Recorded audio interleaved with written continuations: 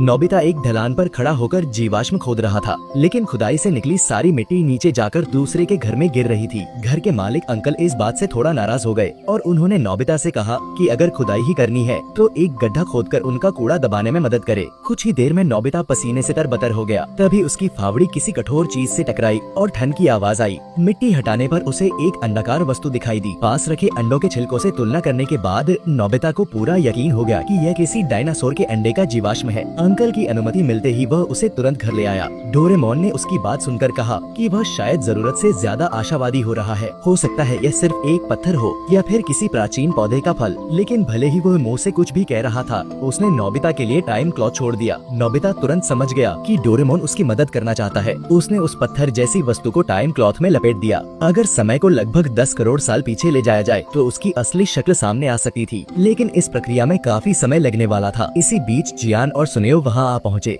Nobita ने उनसे वादा किया था कि वह उन्हें डायनासोर का जीवाश्म दिखाएगा, लेकिन अभी तक कुछ भी तैयार नहीं हुआ था। दोनों ने उसका मजाक उड़ाना शुरू कर दिया और उसे झूठा कहने लगे। गुस्से में आकर नोबिता ने बड़ी शेखी बघार दी। उसने कहा कि वह उन्हें सिर्फ जीवाश्म ही नहीं बल्कि एक जिंदा डायनासोर दिखाएगा, और अगर उसकी बात झूठ निकली तो वह अपनी नाक से नूडल्स खाएगा। बात कहने के बाद उसे खुद एहसास हुआ कि उसने हद से ज्यादा बोल दिया है। अब उसके पास सिर्फ यही उम्मीद थी कि वह वस्तु सच में डायनासोर का अंडा निकले। उसी समय टाइम क्लॉथ का प्रभाव पूरा हो गया। सामने जो चीज दिखाई दी वह आकार और बनावट दोनों से किसी जानवर का अंडा ही लग रही थी। डोरेमोन ने याद दिलाया कि अंडे सिर्फ डायनासोर ही नहीं बहुत से जीव देते हैं, लेकिन नोबिता अब पूरी तरह यकीन कर चुका था कि यह डायनासोर का अंडा है। उसने टीवी में देखे तरीकों की नकल करते हुए खुद को कंबल में लपेट लिया और अंडे को गर्म रखने लगा ताकि वह फूट सके। उसकी माँ तमाको उसकी हरकतों से परेशान हो गयी और आखिरकार पिता नोबिसुके को बुलाया। जब नोबिसुके ने कमरे में डायनासोरों से जुड़ी चीजें देखी तो उन्हें नोबिता का मकसद समझ आ गया। उन्होंने मुस्कुराते हुए बताया कि बचपन में वह भी डायनासोर के जीवाश्म खोजने का शौक रखते थे। उन्होंने नोबिता को समझाया कि खोजबीन करना अच्छी बात है, लेकिन अपनी माँ को चिंता में नहीं डालना चाहिए। उसी रात नोबिता को महसूस हुआ कि उसकी गोद में रखा अंडा हल्का सा हिला है। वह इतना उत्साहित हो गया कि सोते समय गलती से अंडे को नुकसान न पहुंचा दे, इसलिए उसने डोरेमोन से खुद को कंबल से बांध देने को कहा। अगली सुबह अंडे के छिलके में दरारें पड़ने लगी। कुछ ही पलों में वह टूट गया और उसके अंदर से एक छोटा सा डायनासोर बाहर निकला।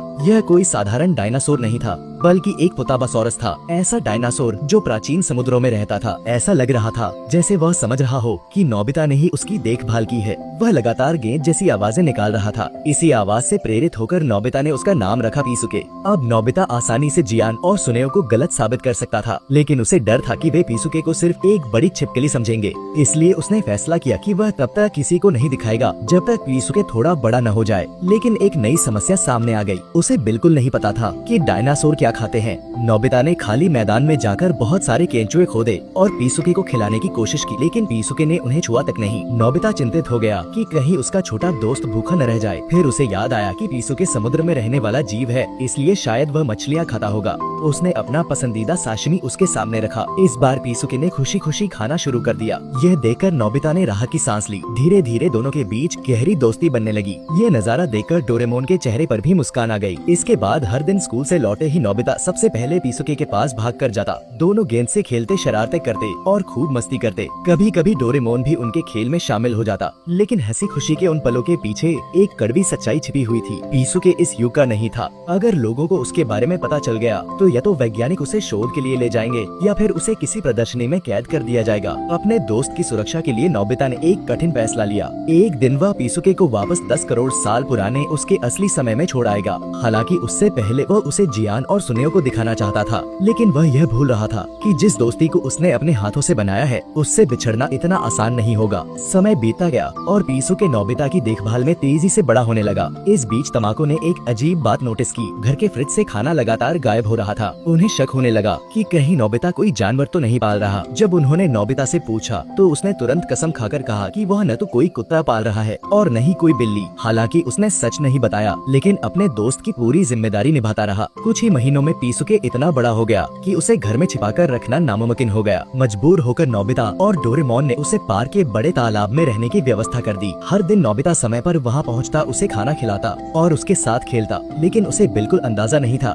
कि उसकी ये सारी गतिविधियाँ किसी की नजर में रिकॉर्ड हो रही हैं। उधर जियान और सुनियो लगातार उसे उसकी शेखी याद दिलाते रहते थे। नोबिता को अब लगने लगा था कि पीसुके इतना बड़ा हो चुका है कि उसे सबके सामने दिखाया जा सकता है। उसने तय किया कि अगले दिन वह दोनों को पीसुके से मिलवाएगा। लेकिन उसी रात नोबिता तेज बुखार से बीमार पड़ गया। बारिश में भीगा हुआ डोरेमोन घबराकर उसके कमरे में पहुंचा और बताया कि पीसुके खाना नहीं खा रहा है। शायद वह नोबिता से मिले बिना उदास हो गया था। डोरेमोन तुरंत उसकी देखभाल करने जाना चाहता था, लेकिन नोबिता की हालत इतनी खराब थी कि वह खुद बिस्तर से उठ भी नहीं पा रहा था। तभी अचानक आसपास जमीन कांपने लगी। कुछ ही क्षण बाद सबको कारण समझ आ गया। पीसुके खुद शहर की सड़कों पर चलता हुआ नोबिता के घर पहुंच गया था। उसे इंसानों के नियमों और समाज की समझ नहीं थी। वह तो बस अपने सबसे अच्छे दोस्त से मिलने आया था। नोबिता ने उसे देखकर खुशी तो महसूस की, लेकिन साथ ही उसे यह भी समझ आ गया कि अब पीसुके को छिपाना संभव नहीं रहा। उसने डोरेमोन से कहा कि किसी तरह पीसुके को वापस ले जाए। जब पीसुके वापस जा रहा था तो उसकी दूर होती हुई परछाई को देखकर नोबिता के दिल में दर्द उठने लगा। उसे महसूस हो गया कि अब बिछड़ने का समय करीब आ चुका है। अगले कुछ दिनों में पार्क के तालाब में दिखाई देने वाले उस रहस्यमयी जीव की चर्चा पूरे शहर में फैल गई। लोग बड़ी संख्या में वहाँ जमा होने लगे। जल्द ही मीडिया भी पहुँच गई और खबर आने लगी कि रात में गोताखोर भेजकर उस जीव की जांच की जाएगी। अब नोबिता के पास समय बहुत कम था। उसे तुरंत पीसुके को वहाँ से निकालना था। लेकिन उसी समय एक अजीब घटना घटी। नोबिता के हाथ में अचानक एक रहस्यमयी गोल उपकरण आ गया और उसके कमरे में एक अजनबी व्यक्ति प्रकट हुआ। वह आदमी साफ तौर पर भविष्य से आया हुआ लग रहा था।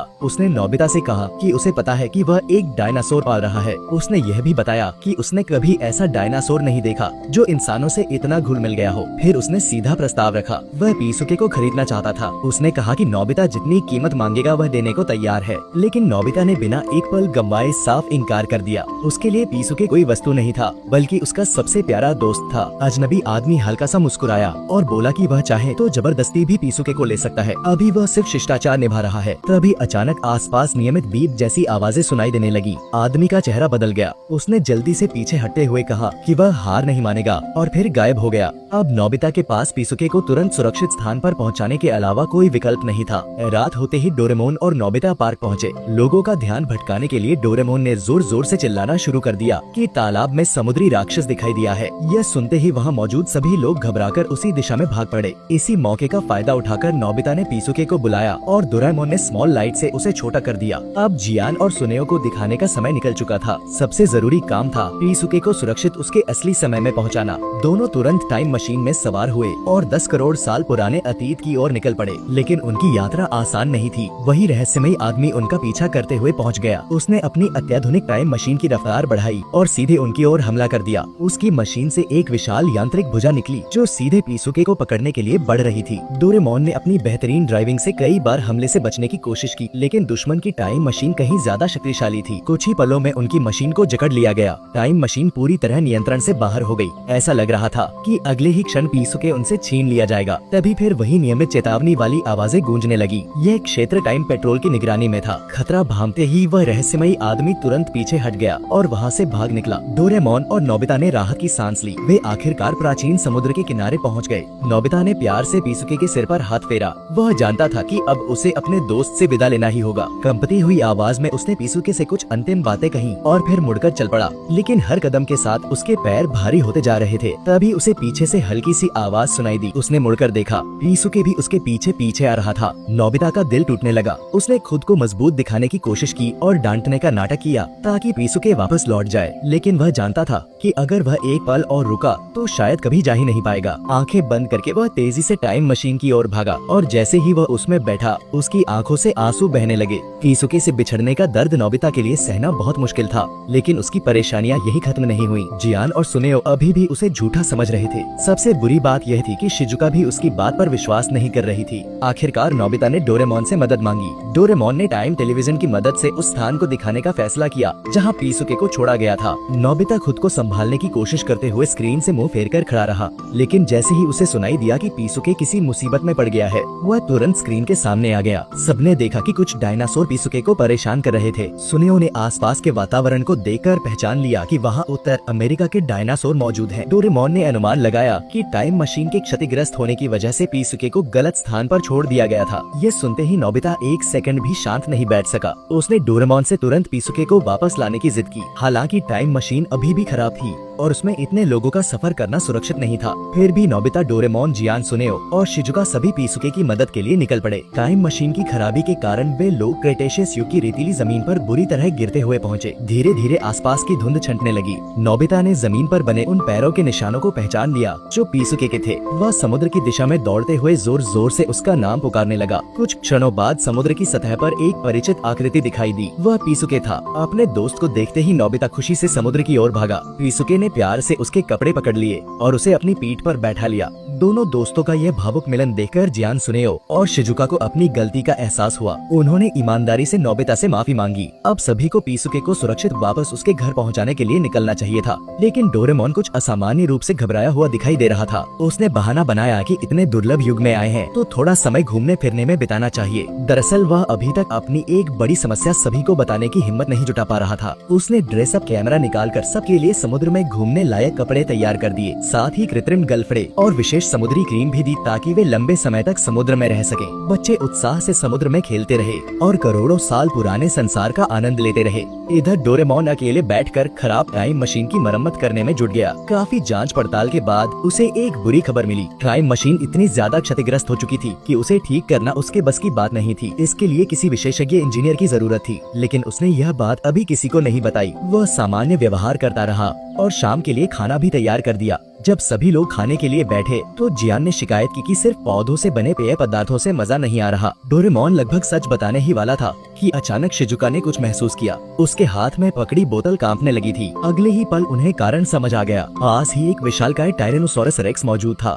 उसे शायद उनके खाने और आग की गंध ने आकर्षित कर लिया था। इतने बड़े शिकारी को देखकर सबके होश उड़ गए। डोरेमोन ने सभी को अपने पीछे रहने के लिए कहा और समझाया कि आग की लपटें अक्सर जंगली जानवरों को डराती हैं। फिर सभी लोग आग के चारों ओर धीरे धीरे घूमने लगे ताकि टायरेनोसोरस उनसे दूरी बनाए रखे। हैरानी की बात यह थी कि यह तरकीब सचमुच काम कर गई। कुछ देर बाद विशाल शिकारी वहाँ से चला गया, लेकिन इस डरावने अनुभव के बाद किसी का भी वहाँ रुकने का मन नहीं था। सभी तुरंत टाइम मशीन में बैठकर घर लौटना चाहते थे। तभी डोरेमोन ने आखिरकार सच बता दिया। टाइम मशीन खराब हो चुकी थी। यह सुनते ही जियान और सुनेओ घबरा गए, लेकिन डोरेमोन ने समझाया कि स्थिति पूरी तरह निराशाजनक नहीं है। टाइम मशीन का समय में यात्रा करने वाला हिस्सा अभी भी काम कर रहा था। समस्या सिर्फ उसकी स्थान निर्धारित करने वाली प्रणाली में थी। अगर वे किसी तरह नोबिता के कमरे की सही स्थिति तक पहुंच जाएं, तो वापस घर लौट सकते हैं। नोबिता ने सुझाव दिया कि वे एनीवेयर डोर और टेक कॉप्टर का इस्तेमाल कर सकते हैं। जियान ने हमेशा की तरह उसकी योजना का मजाक उड़ाया, लेकिन सुनियो ने बैटरी की समस्या पर एक दिलचस्प बात बताई। उसने कहा कि अगर टेक कॉप्टर को लगातार इस्तेमाल न करके बीच बीच में आराम दिया जाए तो उसकी बैटरी ज्यादा समय तक चल सकती है। डोरेमोन को यह विचार पसंद आया। उसने हिसाब लगाकर बताया कि अगर वे रोज लगभग 4 घंटे उड़े और बाकी समय बैटरी को आराम दें, तो शायद वे अपने लक्ष्य तक पहुंच सकते हैं। जब शिजुका ने पूछा कि रात को वे कहाँ रुकेंगे, तो डोरेमोन ने बताया कि उस समय की अधिकांश भूमि आपस में जुड़ी हुई थी। अगर वे लगातार उत्तर दिशा की ओर बढ़ते रहें, तो आखिरकार अपने गंतव्य तक पहुंच सकते हैं। इस तरह उनकी लंबी और खतरनाक यात्रा की शुरुआत हुई। एक ऐसी यात्रा जिसमें उन्हें करोड़ों साल पुराने संसार को पार करके घर लौटना था। इसके बाद नोबिता और उसके दोस्त अपनी लंबी यात्रा पर निकल पड़े। रास्ते भर वे कभी उड़ते, कभी पैदल चलते और कभी प्रागैतिहासिक दुनिया के अद्भुत नजारों का आनंद लेते। चारों ओर प्रकृति का अनोखा सौंदर्य फैला हुआ था। हर तरफ विशाल पेड़ पौधे, अनजान जीव जंतु और करोड़ों साल पुरानी दुनिया के अद्भुत दृश्य दिखाई दे रहे थे। खाने पीने की कोई कमी नहीं थी। रास्ते में मिलने वाले फलों और अन्य संसाधनों से उनका गुजारा आसानी से हो जाता था। रात को वे डोरेमोन के पोर्टेबल कैंपिंग कैप्सूल में आराम करते। यह छोटा सा कैप्सूल बाहर से भले ही छोटा दिखता था, लेकिन अंदर से आरामदायक घर जैसा था। यहाँ तक कि उसमें गर्म पानी से नहाने की सुविधा भी थी। दिन बीते गए और उनकी यात्रा आगे बढ़ती रही। टेक कॉप्टर की बैटरी बचाने के लिए अब उन्हें पहले से ज्यादा पैदल चलना पड़ रहा था। लगातार सफर की वजह से सभी के पैर जवाब देने लगे थे। तभी किस्मत ने उनका साथ दिया। उन्होंने देखा कि पास से वेलोसिरैप्टरों का एक झुंड गुजर रहा है। डोरेमोन ने तुरंत अपना गैजेट निकाला और तामिंग बिस्किट उनकी ओर फेंका। बिस्किट खाते ही कुछ वेलोसिरैप्टर शांत हो गए। अब वे सभी उनके ऊपर सवारी करके तेजी से आगे बढ़ सकते थे। इससे उनकी यात्रा काफी आसान हो गई। कुछ समय बाद वे एक विशाल ज्वालामुखीय झील के पास पहुँचे। जगह समतल थी और कैंप लगाने के लिए बिल्कुल उपयुक्त लग रही थी। उसी दौरान उन्होंने कुछ विशाल ब्रेकियोसॉरस को पानी पीते हुए भी देखा। ये विशालकाय डायनासोर देखने में डरावने लगते थे, लेकिन वास्तव में बहुत शांत स्वभाव के शाकाहारी जीव थे। डोरेमोन ने सभी को सिर्फ एक बात की चेतावनी दी, इनसे डरने की जरूरत नहीं है, बस इनके पैरों के नीचे मत आ जाना। सब कुछ ठीक चल रहा था कि अचानक उन सभी ब्रेकियोसॉरस का ध्यान एक दिशा में चला गया। अगले ही पल वहाँ एक भयानक दहाड़ गूंजी। वह एक टायरेनोसोरस रेक्स था। उसकी आवाज सुनते ही सभी लोग तुरंत पास की की चट्टानों के पीछे छिप गए। फिर उनकी आंखों के सामने एक जबरदस्त लड़ाई शुरू हुई। टायरेनोसोरस ने झुंड पर हमला कर दिया था। हालांकि ब्रेकियोसोरस एक दूसरे की मदद कर रहे थे, लेकिन शिकारी का अनुभव और ताकत उनसे कहीं ज्यादा थी। भयंकर संघर्ष के दौरान झील का पानी उछलकर चारों तरफ फैल गया। इसी अफरा तफरी में शिजुका का संतुलन बिगड़ गया। वो एक छोटे ब्रेकियोसोरस बच्चे को बचाने की कोशिश कर रही थी, लेकिन इसी वजह से टायरेनोसोरस की नजर उस पर पड़ गई। अब वह सीधे उसकी ओर बढ़ रहा था। इतने छोटे और कमजोर लक्ष्य का शिकार करना उसके लिए आसान था। शिजुका खतरे में थी। यह देखकर नोबिता, जियान और सुनेओ बिना सोचे समझे उसकी मदद के लिए दौड़ पड़े। दूसरी ओर डोरेमोन को अचानक अपना एक गैजेट याद आया। वह जल्दी से तामिंग बिस्किट निकाल लाया। काफी मुश्किलों के बाद उन्होंने किसी तरह टायरेनोसोरस को वह बिस्किट खिला दिया। जैसे ही उसने उसे खाया, उसकी आंखों का उग्र भाव बदलने लगा। कुछ ही पलों में वह शांत हो गया। इस तरह एक और बड़ी मुसीबत टल गई। दिलचस्प बात यह थी कि अब वही टायरेनोसोरस उनकी मदद भी करने लगा। उसकी सहायता से उन्होंने अपनी यात्रा का एक लंबा हिस्सा जल्दी पार कर लिया। लेकिन अगली सुबह एक नई परेशानी उनका इंतजार कर रही थी। जैसे ही वे एक संकरी घाटी में पहुंचे, लगातार इस्तेमाल की वजह से टेककॉप्टर जवाब देने लगे। उनकी शक्ति लगभग खत्म हो चुकी थी। स्थिति और भी खराब तब हो गई जब उन्होंने देखा कि घाटी के ऊपर लगातार विशाल परछाइयां मंडरा रही हैं। चारों ओर टूटे हुए अंडे और हड्डियां बिखरी हुई थी। डोरेमोन ने तुरंत समझ लिया कि वे टेरानोडॉन और दूसरे उड़ने वाले प्टेरोसौरों के घोंसले वाले क्षेत्र में आ पहुंचे हैं। उसने सबको जितनी तेजी से हो सके भागने के लिए कहा, लेकिन टेककॉप्टर अब ठीक से काम नहीं कर रहे थे।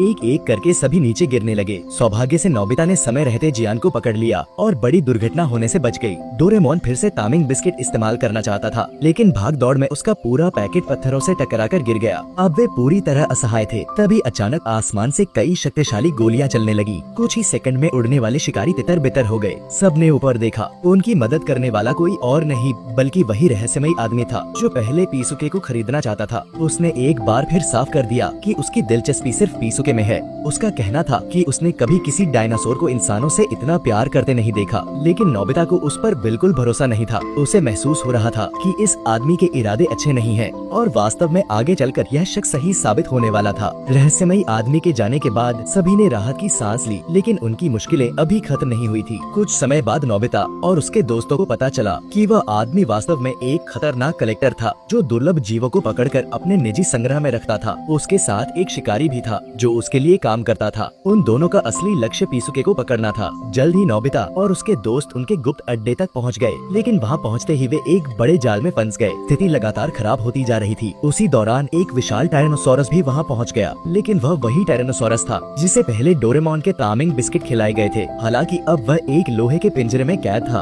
और बाहर निकलने की पूरी कोशिश कर रहा था। इसी अफरा तफरी के बीच शिजुका फिसलकर एक खतरनाक जगह पर जा गिरी। उसे बचाने के लिए नोबिता जोर जोर से चिल्लाने लगा। टायरेनोसोरस ने उसकी आवाज सुनी और उनकी तरफ देखने लगा। उसे रोकने के लिए नोबिता और डोरेमोन ने अजीब अजीब हरकतें करनी शुरू कर दी ताकि उसका ध्यान अपनी ओर खींच सके। हैरानी की बात यह थी कि टायरेनोसोरस सचमुच उनकी हरकतों को देखने लगा। इस मौके का फायदा उठाकर बाकी दोस्तों ने अलग अलग दिशाओं में भागकर समय हासिल कर लिया। उधर पीसुके भी किसी तरह उस अड्डे के अंदर पहुंच चुका था। अब टायरेनोसोरस के सामने कई लक्ष्य थे, लेकिन उसकी नजर आखिरकार पीसुके पर टिक गई। कलेक्टर यह सब देखकर बेहद उत्साहित था। अब उसे पीसुके की उतनी परवाह नहीं थी। वह तो बस इस पूरे नजारे का अंत देखना चाहता था। लेकिन तभी एक चमत्कार हुआ। टायरेनोसोरस ने पीसुके पर हमला नहीं किया। वो उसके सामने खड़ा होकर उसे ध्यान से देखने लगा। पीसुके डर के मारे कांप रहा था, लेकिन अगले ही पल टायरेनोसोरस की आंखों का भाव बदल गया। उसकी आंखें शांत हो गईं। तभी सभी को एहसास हुआ कि यह वही टायरेनोसोरस था जिसने पहले तामिंग बिस्किट खाया था। यानी इस बार पीसुके ने अनजाने में सबकी जान बचा ली थी। इसी दौरान टाइम पेट्रोल को भी इस गुप्त अड्डे की जानकारी मिल गई। स्थिति बिगड़ती देखकर कलेक्टर और उसका शिकारी साथी भागने की कोशिश करने लगे,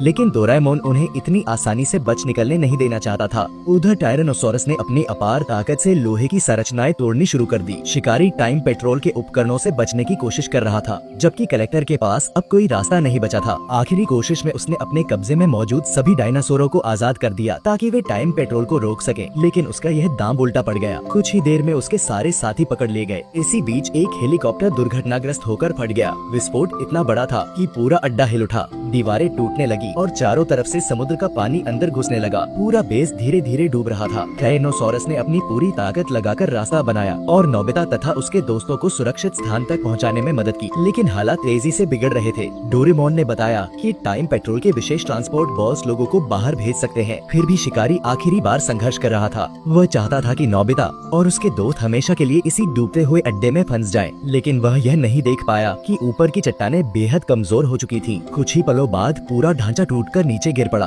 अब पूरा क्षेत्र पानी में डूबने वाला था। डोरेमोन ने सभी को अपने 4 डायमेंशनल पॉकेट के अंदर जाने को कहा। अब उनकी आखिरी उम्मीद सिर्फ पीसुके था। पीसुके ने सभी को निराश नहीं किया। वह तेजी से पानी के बीच रास्ता खोजने लगा। अंधेरे और जटिल सुरंगों के बीच वह लगातार आगे बढ़ता रहा। एक जगह विशाल 4 डायमेंशनल पॉकेट लोहे की सलाखों में फंस गया। तभी नोबिता बाहर निकला और पूरी ताकत लगाकर सलाखों से पॉकेट को छुड़ाने लगा। आखिरकार वे आगे बढ़ने में सफल रहे। कुछ देर बाद उन्हें ऊपर से रोशनी दिखाई दी। पीसुके उसी दिशा में तैरता हुआ बढ़ा और अंततः सभी को सुरक्षित बाहर ले आया। जैसे ही वे सतह पर पहुँचे, सबने खुशी से जोरदार आवाज में पीसुके की तारीफ की। उसने एक बार फिर सभी की जान बचा ली थी। कुछ समय बाद टाइम पेट्रोल वहाँ पहुँची और पूरे मामले को संभाल लिया। कलेक्टर, शिकारी और उनके सभी साथी गिरफ्तार कर लिए गए। अब नोबिता और उसके दोस्तों की यात्रा लगभग समाप्त हो चुकी थी। उन्होंने फैसला किया कि घर लौटने से पहले आखिरी बार पीसुके के साथ कुछ समय बिताएंगे। वे शांत समुद्र के ऊपर यात्रा करते रहे। अब पीसुके इतना बड़ा हो चुका था कि वह सभी दोस्तों को अपनी पीठ पर बैठाकर आसानी से तैर सकता था।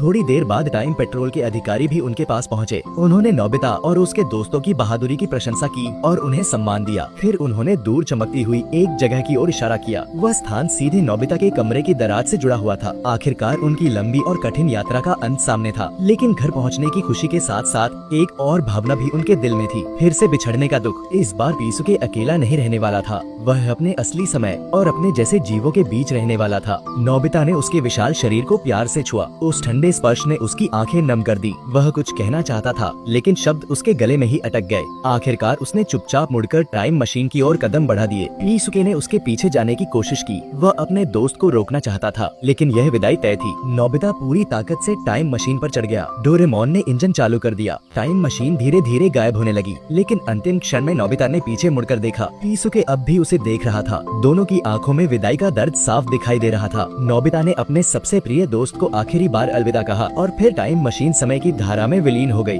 भले ही नोबिता और पीसुके 2 अलग अलग दुनियाओं के थे, लेकिन उनकी दोस्ती की यादें हमेशा उनके दिलों में जीवित रहने वाली थी। यही इस खूबसूरत और भावुक कहानी का अंत था।